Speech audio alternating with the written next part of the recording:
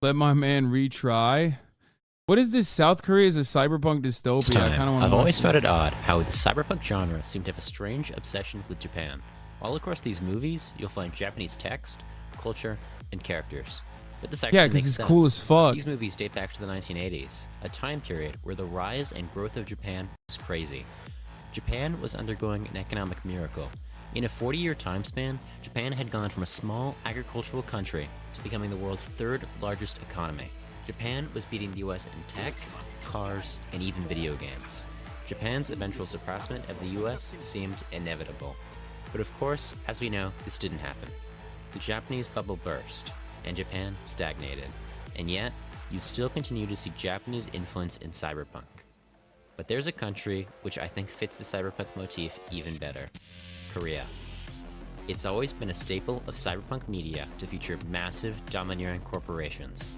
Blade Runner has the Tyrell Corporation, Ready Player One has IOI, and Korea has Samsung. It's hard to overstate the impact that Samsung has on Korean society. Many think of Samsung as simply a technology company, but it is actually an incredibly diverse mega corporation. The Samsung Group has over 80 subsidiaries, the largest being Samsung Electronics, which makes everything you think of when you imagine Samsung. But there are of course a number of others, such as Samsung SDI, which is an energy company, Samsung SDS, which offers IT and consulting services, Samsung C&T, which is a construction company, Samsung Sports, which owns a variety of sports teams, Samsung Fire and Marine Insurance, which, you guessed it, offers fire and marine insurance, Samsung Heavy Industries, which is the world's second largest shipbuilder, and Samsung Life Insurance, which is not shady whatsoever. These subsidiaries of the Samsung Group make up roughly 20% of the Korean economy, which is absolutely absurd. This level of dominance over the country lacks any real comparison. It should come as no surprise that Samsung is also Korea's largest employer, employing 100,000. Bro, this song makes me go fucking hard for Samsung. Like right now, I'm like, fuck yeah, pop off, Samsung. Keep killing it, dude. It's like if the intention is to make Samsung look bad, I have already caved. That's how easily manipulated I am by sounds, okay? Like, I'm literally like, yeah, Che-balls, let's fucking go. I love this monopoly. 1,000 people across the country. Even the United States' largest employer, Walmart, makes up only 2.5% of the economy. Yeah, fuck you, Walmart. The level of control fucking bitch-ass Walmart, dude. Samsung's insane. killing it. Just looking at it at a cultural level. If you were to ask a Korean primary schooler what they wanted to do when they grew up, more often than not, they'd say work at Samsung. Kids in Korea have it drilled into their brains that getting a job at Samsung is their key to a better and more prestigious life. This isn't an easy task, however. Children, even from an incredibly early age, know that if they want to work at Samsung, they'll have to do it very well in school and get into a prestigious university. Korean society places an incredible significance on education. School days are 11 hours of lecture-based instruction in a variety of subjects. Wait, 11? No, what? 11?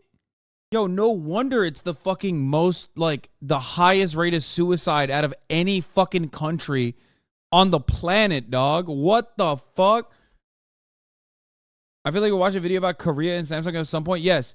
What he's saying about Che-balls, what he's saying about Samsung, what he's saying about, like children dedicating their entire lives to, like, learning and getting into these, like, entry exams so they can, like, be a part of the Samsung family is true. Korea highest suicide, not Japan? Yes, bro. America's suicide rate, I think, is, like, comparable, if not higher than Japan now. Japan fell off on suicides, I'm gonna be honest. But yeah, the Korean rate of suicide is, like, one of the highest in the OECD nations, for sure. And I think possibly the highest on the planet, maybe? I don't know. Anyway, let's continue. And starting in middle school, more than 95% of students will begin to attend privately owned, for-profit cram schools after they finish their regular school day. Overall, students may spend as much as 16 hours studying in a... We did this too. What? 16 hours? Shut the fuck up. That's crazy. We did do the Darsane, which I think is, like, now illegal in Turkey. That's what people were saying. But, like, we did this as well for bro, the more you leave the West, the further you go east, the more aggressive schooling becomes and the more emphasis placed on schooling in general. Okay? Like, I mean, we did a lot of this shit too. Like, Darsana is like cram schools in Turkey. We did this as well. We had like testing in 8th grade to get into placement tests for high school, which straight up dictate what your career is going to be from like 6th grade. You know what I mean? Or another one in at the end of high school for college.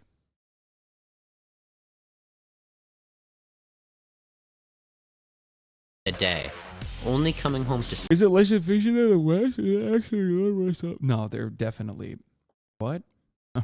No, I mean, no. It's not that they're less efficient. They are learning a lot. Bro, we were doing Calc 2 in fucking high school. Like, that was Common Core curriculum for Turkey, not like AP or anything like that. sleep.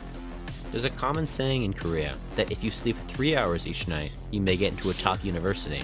If you sleep 4 hours each night, you may get into another university. But if you sleep 5 hours or more each night, especially during your last year of high school, forget about getting into any university.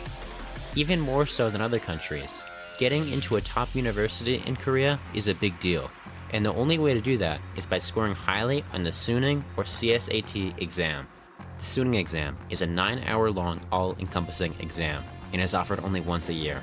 During these 9 hours, the country holds its breath. Teachers wear trainers to muffle their footsteps as they pace their classrooms.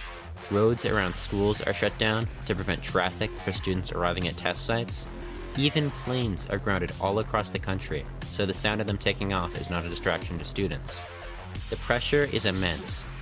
Okay, now I'm sucked in to the fucking the psychotic education system too. I'm like, yeah, cyberpunk music making me feel some type of way about 12 hours of schooling. I'm like, yeah, let the kids fucking learn.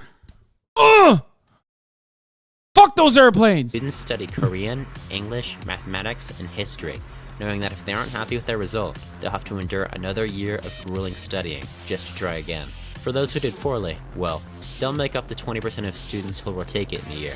Some may even take it up to 5 times. And for those who did well, their parents may reward them with plastic surgery. After all, a more attractive face will give them a leg up in the job market. This may seem insane for people in the West, but yes, this is true, and it's almost a cliche at this point. Of course, there are others who may never be able to find success with Suning, and will be forced to look for a different path. Some may abandon their dreams and work in manufacturing, while others may try to become professional gamers. Okay, I knew that like Korea had a huge fucking plastic surgery culture. I didn't know it was like that. What the fuck? This is making me realize why Koreans have such a bad gaming culture in that they're addicts, lol. I didn't know they were doing it to fucking high schoolers to like have better better job opportunities. That's insane, dude. What the fuck? Spending all their free time practicing an internet Doesn't help that you put a picture of yourself on Java applications. cafes. Some may even try to become K-pop idols. But even in the entertainment industry, there still exists this extreme work culture. When someone auditions to become a K-pop idol, they sign what's called a slave contract, where they agree to let a management company control every facet of their lives for years. It often takes years of incredibly intense training for a K-pop group to debut, and in that time, trainees are constantly— Dude, I'm standing. Holy fuck, this music is making me think everything is in Korea is so cool. monitored, having to follow an extremely strict diet, and are not allowed to be in a relationship. Trainees live together in dorms so they can be better slave monitored, contracts, and aren't even allowed to leave Let's without go. permission. At any point, even after years of intense training, the management company could drop the trainee with no financial compensation. This extreme work culture, which propelled Korea onto the world stage as a major economy. Yeah, that's why you look at fucking, on the one hand, Blackpink, okay? Blackpink in your fucking area, and then you look at Berry-chan here in Burbank, okay? And there's a massive gap there, okay? I'm going to say it. Yeah. I'm sorry, Berry-chan is not clearing Blackpink, okay?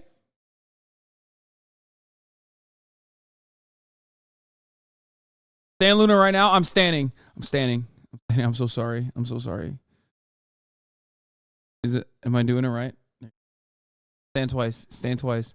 Economy is also slowly destroying it. Extreme overworking has caused a mental health epidemic, giving South Korea the highest suicide rate of any developed country in the world. Since the 1980s, Korean population growth has fallen below replacement levels.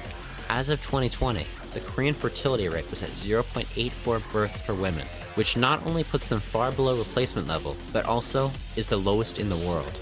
The population of Korea is already in decline and will continue to Fuck yeah. into the future. Bro, this music is so confusing. I'm sorry. It's like, yeah! Fuck yeah, their population is declining, dude. Holy shit, number one is suicides. Let's go!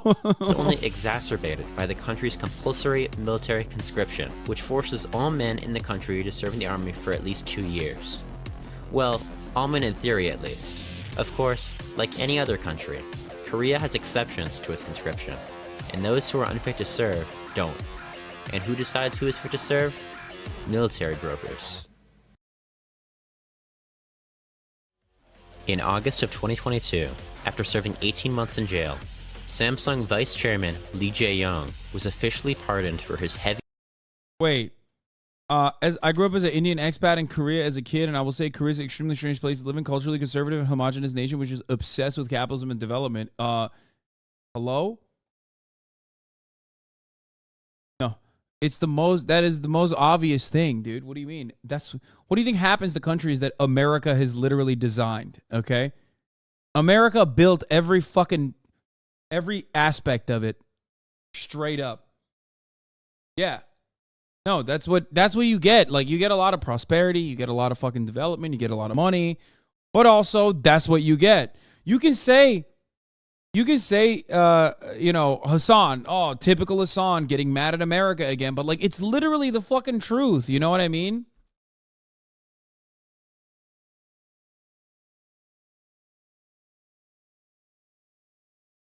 South Korea is just KUSA. I mean, their agencies are like KCIA. You know what I mean? It's not like, that's not, their pop is K-pop. Their CIA is KCIA. They are KUSA in many ways.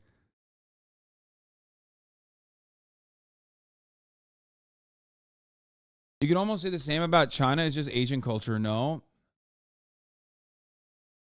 An emphasis on education being seen as like the most, like the fundamental bedrock of societal development and the most important part of like whatever kind of distorted meritocratic system that they have is certainly true for not only Korea but for China as well, and certainly true for Japan to a certain degree as well, as far as I understand. No, there is that's why I said the further east you go, the more they care about education. Like, I'm saying this from, in India too, I'm saying this from my own personal experience, coming from Turkey, which is obviously nowhere near China, but still, you know what I mean? It's like, in comparison to the Western world, I saw both sides. I saw Western education, and I saw education even in a place like Turkey, and it's certainly different. It's not monolithic. There is truth to it. As far as an emphasis on education, but this is not just that. This is not just education, or it's not anywhere near similar like Korean culture, Japanese culture, like hyper capitalism, especially when you look at two countries, Japan and Korea, okay, and shared values and principles that they have in contemporary societal development versus a country like China, which has very different aspects to their societal development, whether it be social programs, whether it be even development, whether it be like rural areas, focusing on rural areas and developing rural areas. Like, it's very different. And there is an aspect, or rather, there is one factor there, and that is that is absolutely the reality that, like, the United States played a fundamental role in developing both of these countries, a fundamental role in building these states, or at least the contemporary version of these states. South Korea even more so than Japan.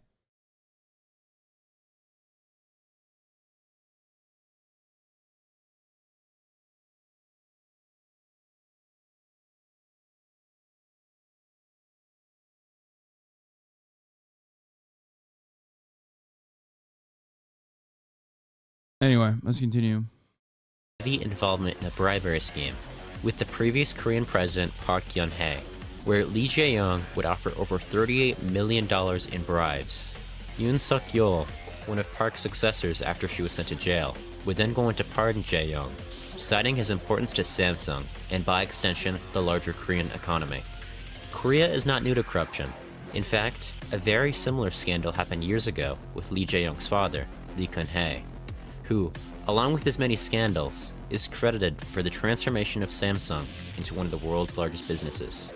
It seems that anyone connected to these hyper-rich families can get away with anything. In fact, Korea has a word for these families: chaebol. At the start of this video, I may have lied a bit.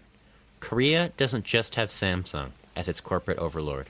It also has 3 others: SK, Hyundai, and LG.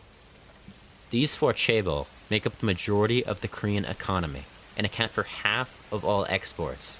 Work at these companies is so in demand that in addition to demanding degrees from highly prestigious universities, they also have their own standardized entrance exams to recruit workers, of which hundreds of thousands of people take annually. The families that control these chaebol are near untouchable, and they are so spoiled that they'll rent an entire passenger plane just because you serve them their macadamia nuts in a bag rather than on a plate.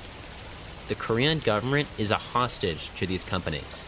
If any one of them were to fall, it's possible the entire Korean economy may collapse. The Korean government has little choice but to let these companies do as they please. Did you know that American aid accounted for nearly 80% of all government revenue in South Korea in the early 1950s? Yes, I did. There was a time and place where North Korea was seen as the prosperous nation in comparison to the military dictatorship of the South. It sounds insane to even comprehend. It sounds insane. Like when I say that, it sounds like you're making it up.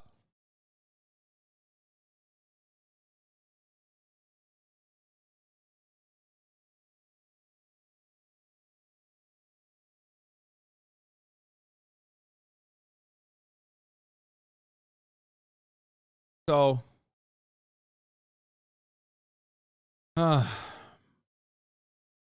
you know, basically until the collapse of the Soviet Union, yes.